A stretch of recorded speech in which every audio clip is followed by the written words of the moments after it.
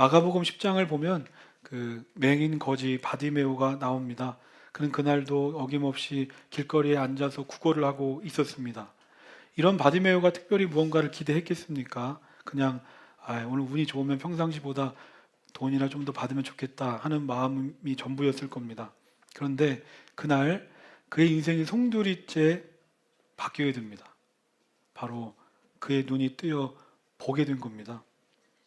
눈이 보이지 않는 맹인 입장에서 자기 눈이 뜨이는 것보다 더 큰 기적이 어디 있겠습니까? 눈이 뜨이게 되니까 바디메오는 즉시로 자신이 구걸하며 살던 과거의 모든 삶을 청산하고 이제껏 한 번도 살아보지 못한 새로운 삶을 살아가기 시작합니다. 그렇다면 이 바디메오는 어떻게 눈이 뜨이고 또 어떻게 새로운 삶을 살게 될 수 있었을까? 바로 그의 어둡고 불쌍한 인생 가운데 예수님께서 찾아오셨기 때문입니다. 제이디 그리어 목사님의 예수를 기다리며 라는 책에 나오는 내용입니다. 한 아들을 우리에게 주신 바 되었는데 전능하신 하나님이라 하는 이사야 말의 말은 언젠가 위대하고 스스로 존재하는 자가 작은 아기로 태어날 것이라는 말이었다. 구유 속에서 우리는 단순히 가난한 집안에서 갓 태어난 유대인 아기를 보지 않는다. 우리는 다름 아닌 스스로 있는 자를 본다. 시간을 30년 앞으로 빠르게 돌려 이 아기는 이제 성인이 됐다. 그분이 우리가 제자라고 부르는 친구들과 함께 바다에 나가 있는데 무시무시한 풍랑이 닥친다. 곧 그들 모두는 목숨을 건지기 위해 사투를 벌인다. 그런데 여기 날씨를 꾸짖는 분이 계신다. 그러자 날씨가 그분의 명령을 듣는다. 말 한마디로 풍랑을 멈출 수 있는 존재는 한 분뿐이다. 바로 전능하신 하나님 여호와 스스로 있는 자이시다. 예수님은 증거를 통해 이렇게 말씀하고 계신다. 너희에게 아무런 희망이 없을 때 내가 바로 구원자다. 사실 이것이 예수라는 이름의 뜻이다. 위대하고도 스스로 있는 자가 존재하는가? 그렇다. 그분이 이 땅에 오셔서 땅 위를 걸으셨고 역사의 한 페이지에서 풍랑을 잠재우셨다. 그분은 물 위를 걸으셨다. 눈이 먼 자와 귀가 먼 자와 중풍병자를 치유하셨다. 심지어 죽은 자를 다시 살리셨다. 그분은 우리가 엄두도 낼 수 없는 일들을 행하셨다. 그분은 우리와 다른 분이시다. 바로 전능하신 하나님이다. 바로 이분이 우리를 위해 이 땅에 오신 예수 그리스도시라는 겁니다. 이분이 내 인생 속에 찾아오신다면, 이분이 오늘 나와 함께 하신다면 우리의 삶이 바뀌는 건 당연한 것 아닙니까? 단순히 내 삶의 기쁨과 감사를 주시는 걸 넘어서 어렵고 힘든 현실 속에서도 선한 싸움을 하며 나로 하여금 믿음의 경주를 할 수 있는 사람이 되게 하는 것, 이것이 성탄이라는 겁니다. 예수님이 탄생하실 때 많은 사람들에게 찾아가셨지만 누구도 방을 내주지 않아서 결국 예수님이 마구간에서 태어나셨던 것처럼 혹시 오늘 내가 여러 가지 이유로 나에게 찾아오시는 그 예수님을 거절하고 있지 않습니까? 저는 바라기를 이번 성탄절을 보내면서 정말 우리 안에 예수님께서 찾아오시기를 소망합니다. 예수님이 내 인생 속에 함께 하시면 우리는 최고의 성탄을 맞이할 수 있기 때문입니다. 오늘은 이제 우리는 주의 움직이는 교회라는 주제로 2024년 올해 1년 동안 주일 예배 시간에 나눴던 사도행전 마지막 시간입니다. 지난주 말씀 사도 바울이 우여곡절 끝에 이제 로마로 가는 배를 타게 됐는데 뭘 만납니까? 유라굴로라는 광풍을 만나고 그때부터 14일 동안 정처 없이 바다를 돌아다녔는데 결국에 하나님께서 말씀하신 대로 바울을 포함해서 배에 탔던 276명 모두가 구원받아 한 섬에 이르게 됩니다. 그 말씀이 오늘 말씀 1절 주보에 있는데 함께 읽겠습니다. 시작. 우리가 안전하게 목숨을 구한 뒤에야 비로소 그곳이 몰타섬이라는 것을 알았다. 유라굴로라는 광풍을 만나서 파손한 배가 1절 말씀을 보면 몰타라는 섬에 이르게 됩니다. 몰타섬. 이 몰타섬이 어떤 섬인가? 이탈리아 남쪽에서 약 98km 떨어진 작은 섬입니다. 그러니까 결과적으로 어떻게 된 겁니까? 풍랑을 만나서 죽을 고비를 넘겼지만 결과적으로 보면 목적지 로마에 더 빨리 오게 됐다는 겁니다. 바울이 이거 생각하고 계획했던 겁니까? 아닙니다. 폭풍에 떠밀려온 겁니다. 그리고 겨우 구조 받아서 확인해 보니까 여기가 몰타섬인지를 그때서야 알게 됐습니다. 그러니까 이때 배에 바울과 함께 배를 탔던 모든 사람들은 이것이 우연이라고 생각했을 겁니다. 그런데 이게 정말 우연입니까? 지금까지 사도행전 말씀을 쭉 보면 하나님께서 바울을 여기까지 인도해 오신 과정을 볼 때 이건 결코 우연이 아닙니다. 하나님께서 말씀하신 대로 바울은 로마로 가야 됐고 또 로마에 가서 복음을 전해야 했기 때문에 그것이 하나님의 뜻이고 그것이 하나님께서 바울에게 주신 사명이기 때문에 우리가 보기에는 우연처럼 진행되었을지 몰라도 그 배후에는 철저한 하나님의 뜻과 계획이 있었다는 겁니다. 우리도 그러지 않습니까? 내가 세운 계획이나 목표는 여기가 아닌데 마치 떠밀려온 것처럼 생각지도 못한 곳에 엉뚱한 일을 하고 있는 나를 보게 됩니다. 그런데 와서 보니까 지내보니까 깨닫는 겁니다. 나는 그냥 아무 의미 없이 이곳에 던져진 줄 알았고 나는 그냥 이곳에 떠밀려온 줄 알았는데 그게 아니라 하나님이 나를 이곳으로 보내셨다는 겁니다. 왜 내가 그 학교 가야 했지? 왜 내가 지금 이 일을 하고 있고 왜 내가 그 사람과 결혼했을까? 그리고 내가 지금 왜 이 교회 다니고 있을까? 와보니까 알게 되는 겁니다. 지금까지 내 삶을 돌아볼 때 내가 원하고 바라는 대로 내가 계획하고 준비한 대로만 돼서 여기까지 왔습니까? 아마 그러지 않았을 겁니다. 오히려 그 반대가 더 많았을 겁니다. 이처럼 내 인생을 내가 만들어가지 않는다는 겁니다. 올해 내 삶을 한번 돌아봅시다. 그리고 새해를 앞두고 지금 내 삶, 우리 가정, 또 내가 하는 일들을 돌아보면 어떠십니까? 혹시 지금 내가 하고 싶지 않은 일을 하고 있는 분이 계십니까? 아니면 내가 원하지 않았던 길을 가고 있는 분이 계십니까? 그것을 하나님이 주신 기회로 받으시기 바랍니다. 왜 그렇습니까? 풍랑이 불어오면 바울이 탄 배는 이탈리아 로마가 아니라 더 멀은 아프리카 아니면 스페인 아니면 출발했던 그곳으로 돌아갈 수도 있는 겁니다.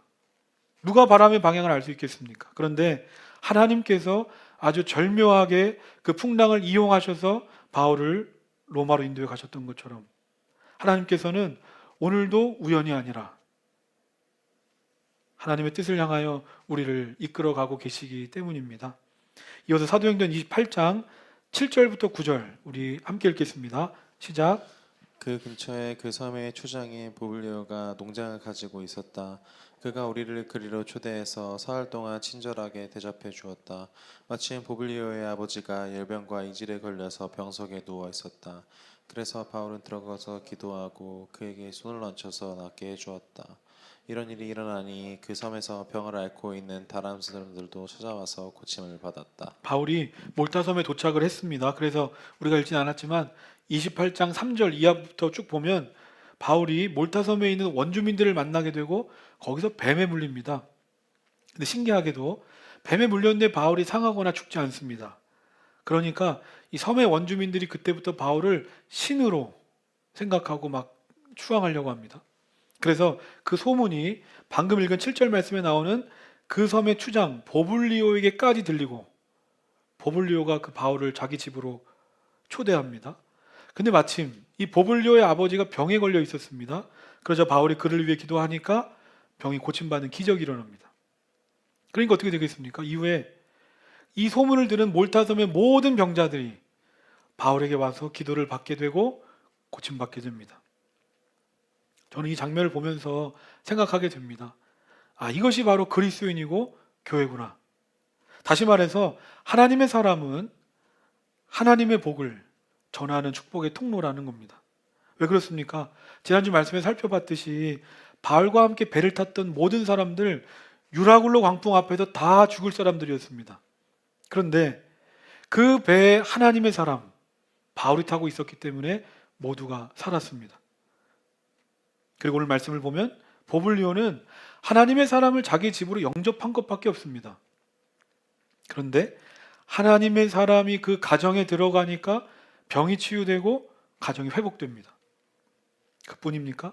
이제는 보블리오만이 아니라 그 마을, 그 동네 전체가 하나님의 사람 한 사람을 통해서 다 살아납니다. 실제로 이후에 몰타섬은 바울을 기념하는 성당이 세워지고, 그리고 현재 몰타섬 인구의 90% 이상이 예수님을 믿는 땅으로 바뀌었다는 겁니다. 이런 말씀을 들으면 부담이 되십니까? 우리의 가슴을 뛰게 하는 말씀이 아닙니까? 나를 만나면 그 사람이 병으로 고통 가운데 있든지, 아니면 어떤 절망적인 상황을 만나 낙심하고 있든지, 개인을 넘어서 내가 속한 공동체가 치유되고 회복되고 부흥한다. 바로 하나님의 사람인 나 한 사람을 통해서. 왜냐하면 하나님은 하나님의 사람을 통해서 하늘의 복을 내려주시기 때문입니다. 언제까지 나만을 위해 신앙생활하고 하나님 믿으며 사시겠습니까? 나만 잘 살고 나만 구원받는 건 사도 바울을 그렇게 핍박하고 못살게 굴었던 유대인들과 다름없는 모습입니다. 이 사도행전이 처음에 어떻게 시작됐습니까? 사도행전 1장 8절입니다. 그러나 성령이 너희에게 내리시면 너희 능력을 받고 예루살렘과 온 유대와 사마리아에서 그리고 마침내 땅끝에까지 이르러 내 증인이 될 것이다. 땅끝에까지 가는 겁니다. 이 바울이라고 몰타섬을 가봤겠습니까? 몰타섬을 생각을 해봤겠습니까? 그런데 하나님께서 바울 한 사람을 통해서 그 몰타섬을 변화시키셨던 것처럼 하나님께서는 오늘 나를 통해서 내가 한 번도 가본 적 없는, 내가 꿈꿔본 적도 없는 그 땅에까지 하나님의 복을 흘려보내시길 원하신다는 겁니다. 그러므로 이제 올 한 해를 마무리하고 새해를 앞둔 이때에 정말 내가 무엇을 위해 살아야 하는가? 하나님께서 왜 나에게 이런 재능과 은사를 주셨을까? 왜 나에게 이런 시간과 물질을 주셨을까? 돌아보고 기도하시길 바랍니다. 하나님, 이 세상의 많은 사람들에게 하늘의 복을 전하는 사람이 되기를 원합니다. 나 인생 속에 예수님이 찾아오셔서 나를 변화시키셨던 것처럼 나를 만남으로 주변의 사람들 모두도 인생이 바뀌는 일들이 일어나기를 원합니다. 하나님께서 나에게 주신 꿈이 나의 인생의 비전으로, 내 평생의 사명으로 다짐하고 결단하는 우리 모두가 되기를 주님의 이름으로 소망합니다. 이어서 사도행전 28장 16절 말씀 우리 함께 읽겠습니다. 시작. 우리가 로마에 들어갔을 때 바울은 그를 지키는 병사 한 사람과 함께 따로 지내도 된다는 허락을 받았다. 바울이 드디어 로마에 도착했습니다. 어떻게 온 로마입니까? 우리가 쭉 살펴봤던 것처럼 바울을 죽이기 전에 먹지도 마시지도 않겠다고 결단한 40명이 있었고, 그리고 로마 오는 과정에서 유라굴로 광풍도 만났고, 또 도착하고 나서는 뱀에까지 물렸던 사람입니다. 그렇게 왔으니까, 그렇게 고생해서 여기까지 왔으니까 로마에 오면 그때부터 야, 놀라운 일들이 정말 빠바바박 일어나야 되는 거 아닌가라고 생각하기 쉽습니다. 그런데 이 로마에 도착한 바울이 어디로 가는가? 병사 한 사람의 감시를 받으며 가택 연금에 처합니다. 학자들은 추정하기를 이 백부장 율리오가 배에서 바울을 만나고 바울에게 감동해서 로마에 도착하고 자기가 이 백부장이 얘기해 줬다는 겁니다.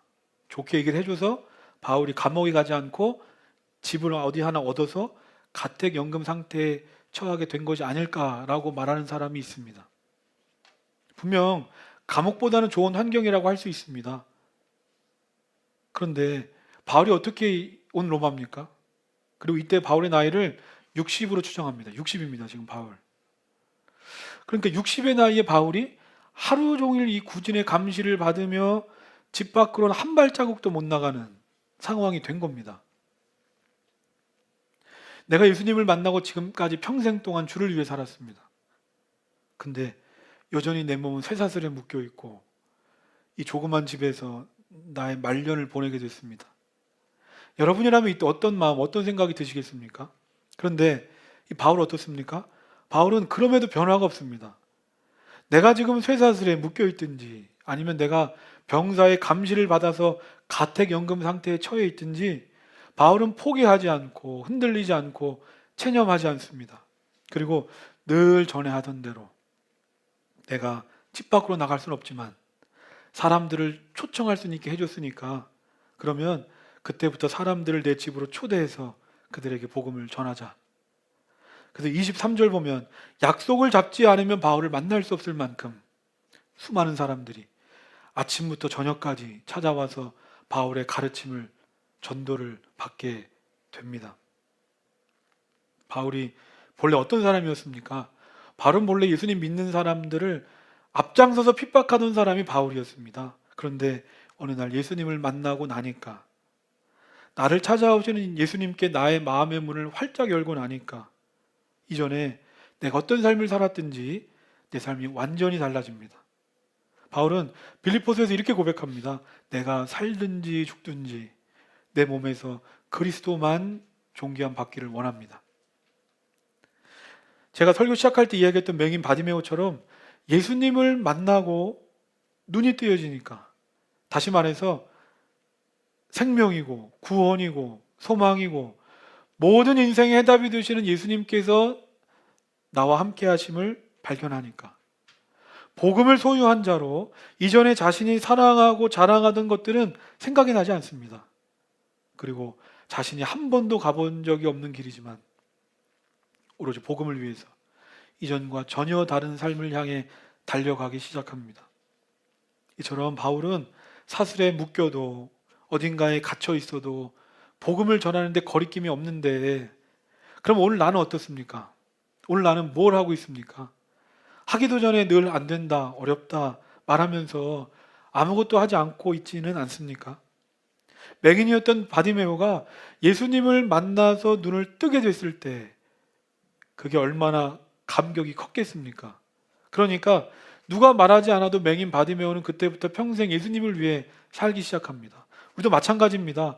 말로는 형편을 탓하고 상황을 탓하지만 결국에는 예수님과 나와의 관계 문제인 겁니다. 지금 내가 예수님과 친밀한 관계에 있지 않기 때문입니다. 왜 그렇습니까? 바디메오만 은혜를 받은 게 아닙니다. 우리는 이미 바디메오가 받은 육체의 눈을 뜨는 것과는 비교할 수 없는 크고 놀라운 십자가 구원의 은혜를 받은 자들이기 때문입니다.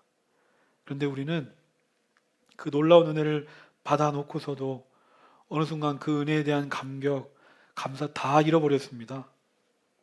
오히려 내 마음은 갈수록 메말라져 가고 황폐해져 갑니다. 아니, 오히려 내 마음은 세상의 것으로 가득 차 있습니다.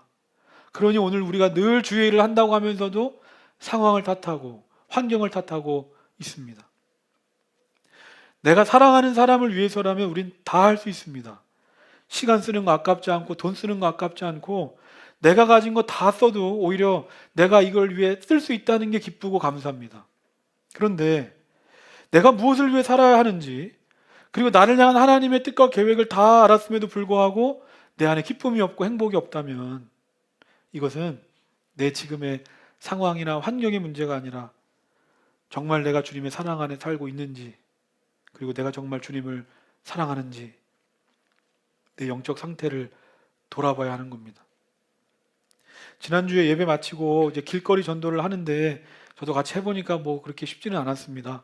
저도 그렇지만 요새 사람들이 뭐 이거 뭐 누가 준다고 잘 받지 않습니다.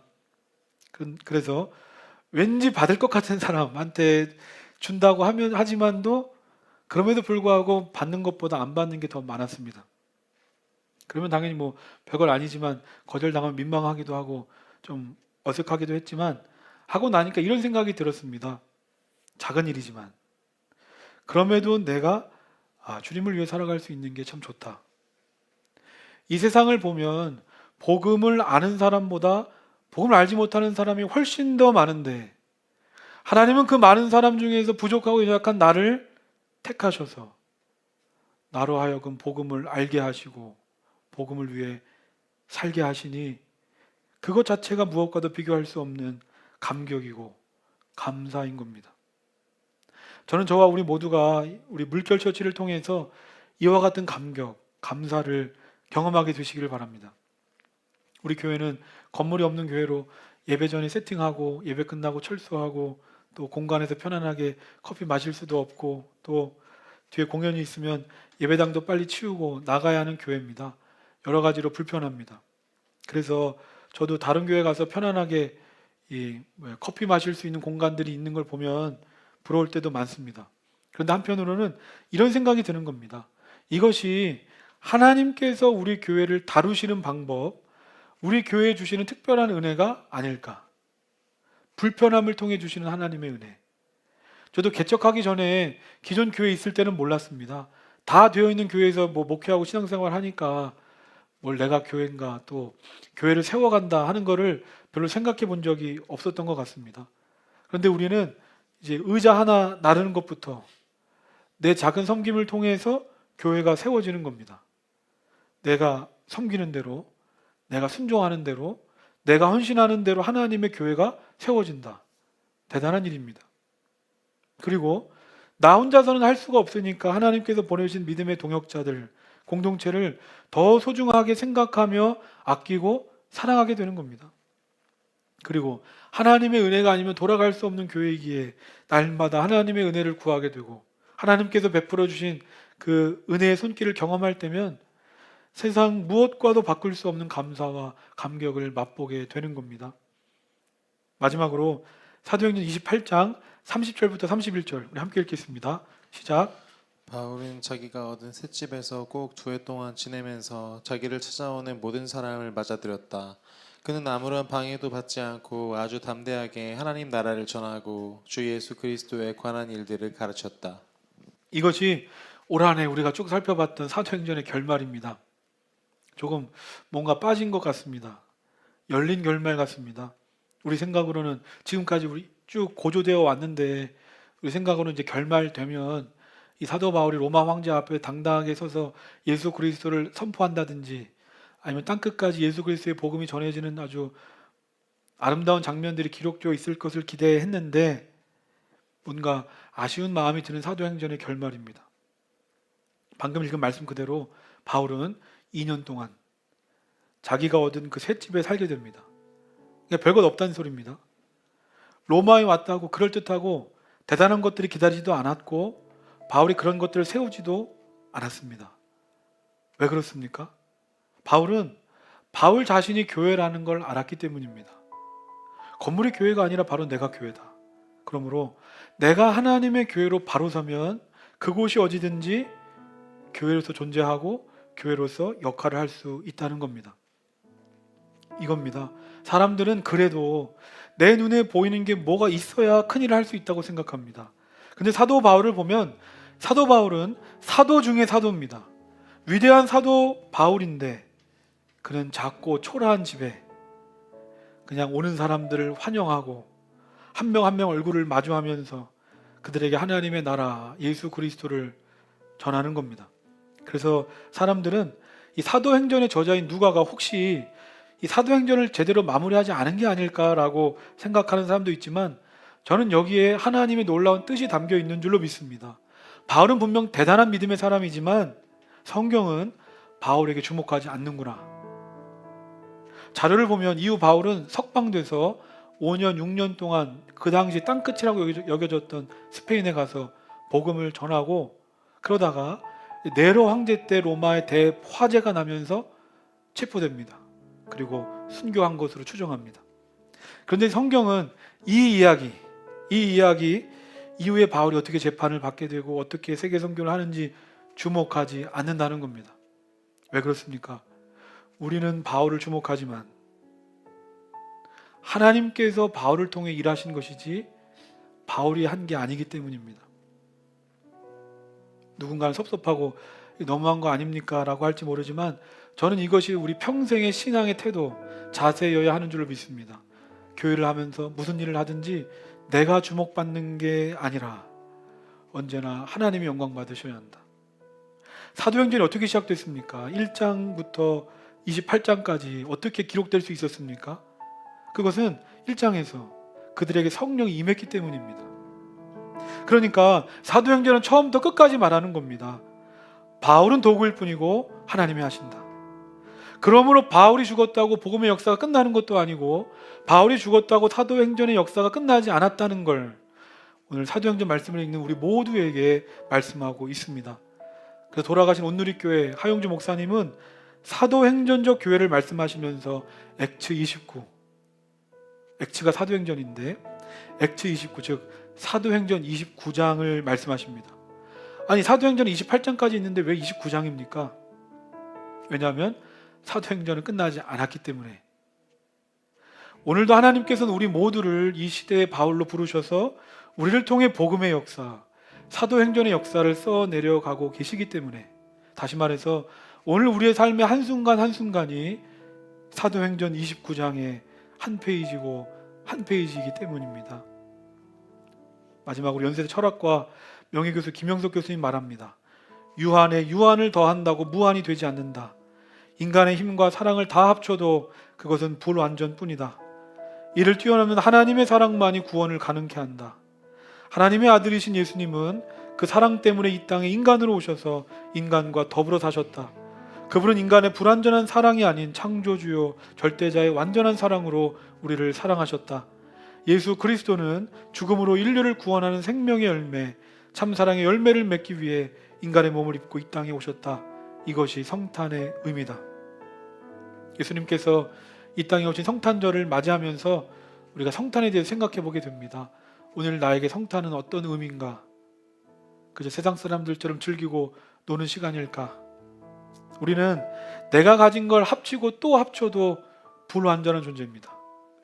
그런데 성탄, 완전하신 예수님께서 나에게 찾아오셔서 나를 구원하시고 나를 새롭게 하셔서 이전과는 완전히 다른 삶을 살게 하셨던 것처럼 이제는 내가 이 세상을 향해 나아가 전하는 겁니다. 바로 당신을 위해서, 당신의 죄를 위해서, 당신을 구원하고 새로운 인생을 살게 하시기 위해서 예수님께서 이 땅에 오셨습니다. 복음, 복된 소식을 전하는 것이야말로 예수님께서 이 땅에 오신 성탄의 참된 의미인 줄 믿습니다. 오늘 말씀을 기억하면서 우리 함께 찬양하겠습니다.